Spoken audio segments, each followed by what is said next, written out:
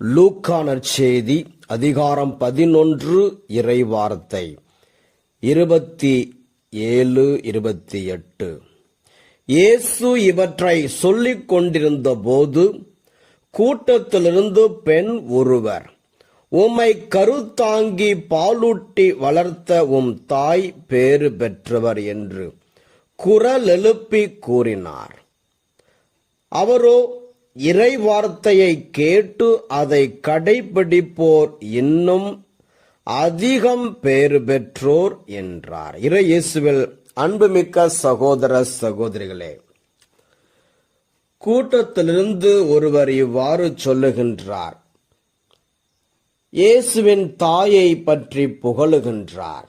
ஆனால் இயேசு என்ன சொல்கிறார்? இறை வார்த்தையை கேட்டு அதன்படி நடப்பவர் வாழ்பவர் பேறு பெற்றவர். திருவெளிப்பாடு 1:3. இந்த இறைவாக்குகளை படிப்போரும் இவற்றை கேட்போரும் இந்நூலில் எழுதியுள்ளவற்றை கடைபிடிப்போரும் பேறு பெற்றோர். இதோ காலம் நெருங்கிவிட்டது. திருவெளிப்பாடு 22:7. இதோ நான் விரைவில் வருகின்றேன் என்றார். இந்த நூலில் உள்ள இறைவாக்குகளை கடைபிடிப்போர் பேறு பெற்றோர்.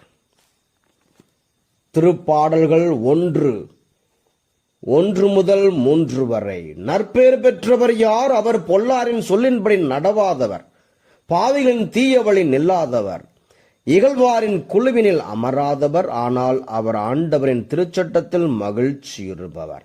அவரது சட்டத்தை பற்றி இரவும் பகலும் சிந்திப்பவர். அவர் நீரோடையோரம் நடப்பட்ட மரம் போல் இருப்பார். பருவ காலத்தில் கனிதந்து என்றும் பசுமையாயிருக்கும் அம்மரத்திற்கு ஒப்பாவார். தாம் செய்வது அனைத்திலும் வெற்றி பெறுவார்.